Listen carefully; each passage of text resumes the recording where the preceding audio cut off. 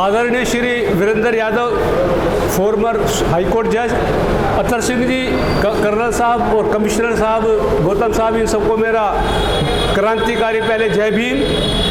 साथियों, सवाल ये उठता है कि ये लेटर एंट्री क्या होती है। जब देश आज़ाद हो रहा था तो सरदार वल्लभ भाई पटेल ने कहा था कि मैं ये IAS और IPS की नौकरियां हैं, ये भारत के स्टील फ्रेमवर्क हैं, तो मैं ये चाहूँगा कि ये देश आज़ादी के बाद भी ये कंटिन्यू रहे।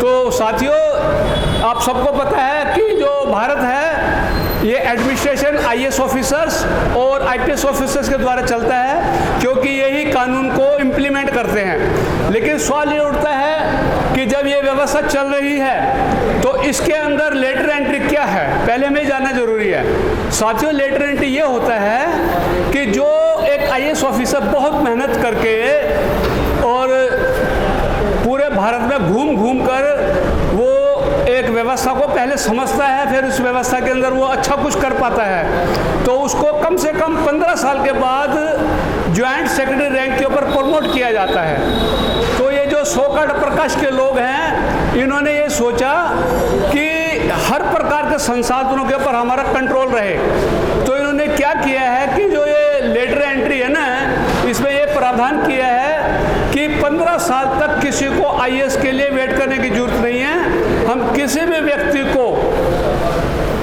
प्राइवेट कंपनी से उठाएंगे, चाहे उसकी एज 25 साल ही क्यों ना हो, और उसको हम बना देंगे ज्वाइंट सेक्रेटरी रैंक का ऑफिसर। अब इससे सोचो, इससे देश का बहुत ज़्यादा नुकसान होगा। तो सवाल ये उठता है कि इस सिस्टम को चेंज करने के लिए हमें क्या करना पड़ेगा। इसके लिए हमें साथियों एक जन आंदोलन चालू करना पड़ेगा, और ये जन आंदोलन तब तक लागू नहीं हो सकता जब तक हम पहले अपनी कमियों को ही ना जान पाएँ। सवाल ये उठता है, जब ये देश आज़ाद हुआ तो इसके लिए कम से कम 100 कारण बताते हैं ये कि ब्राह्मणों ने इस वजह से अंग्रेज़ों को भगा दिया। अब सवाल उठता है साथियों, जब अंग्रेज़ों को ब्राह्मणों ने इन 100-150 कारणों की वजह से भगा दिया, तो क्या अंग्रेज़ पागल थे क्या कि वो सत्ता भी इन ब्राह्मणों को पकड़ा के चले गए? वो मेरा कहने का मतलब यहाँ पे ये है कि हमने कभी भी जिंदगी में अपनी कमियों को ढूंढने की कोशिश नहीं की। पूरे वर्ल्ड के अंदर ऐसी कोई कंट्री नहीं होगी जहाँ पर 85% लोगों को 15% लोग कंट्रोल करते हो।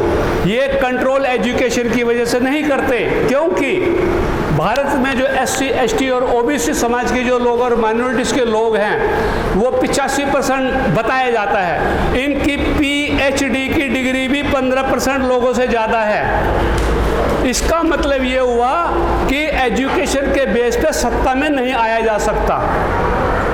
लेटर एंट्री में ये प्रोविज़न है कि SC, ST, OBC को ये लेंगे ही नहीं।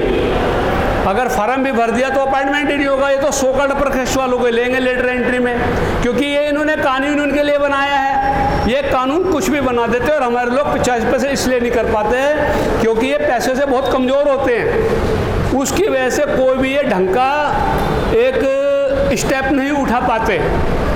तो हमें ये क्या करना है, हमें ये जानना पड़ेगा, जिस कंट्री में 80 करोड़ लोगों को इन्होंने 5 किलो अनाज 5 साल के लिए दिसंबर 2023 में प्रधानमंत्री नरेंद्र मोदी ने दिया। इसका मतलब पहले भी दिया था। ये क्यों दिया? ये इसलिए दिया कि भारत की मेजॉरिटी को इम्पोर्टेंट नपुंसक बना दो, ताकि ये कोई किसी भी प्रकार का युद्ध ही ना लड़ पाए। तो हमें साथियों क्या करना है, ये जानना है कि भारत वो कंट्री है जहां 5000 करोड़ के अंदर एक लड़के की शादी बॉम्बे में होती है, नीतू अंबानी के लड़के की, और उसकी शादी में टोनी ब्लेयर इंग्लैंड का प्राइम मिनिस्टर भी आया था, और समाजवाद तो पूंजीवाद की गोद में घुस गया था, क्योंकि 2 चीफ मिनिस्टर लालू यादव और अखिलेश यादव भी उसकी शादी के अंदर गए थे। इसका मतलब ये हर जगह पाए जाते हैं। SC ST के लोग बीजेपी, कांग्रेस, आप पार्टी, समाजवादी पार्टी, ये सब जगह पाए जाते हैं। इसलिए हम कोई ढंग का युद्ध नहीं लड़ पाते। हम जब तक पैसे की वैल्यू को नहीं समझेंगे, महात्मा बुद्ध ने कहा था कि गरीबी सबसे बड़ा रोग है, सबसे बड़ा अभिशाप है। और बुद्ध धर्म के ग्रंथों में लिखा हुआ है कि धनहीन व्यक्ति दिमाग से विचलित रहता है। जब तक हम पैसे से मजबूत नहीं होंगे, हम कभी जिंदगी के अंदर कोई इनका युद्ध नहीं लड़ सकते।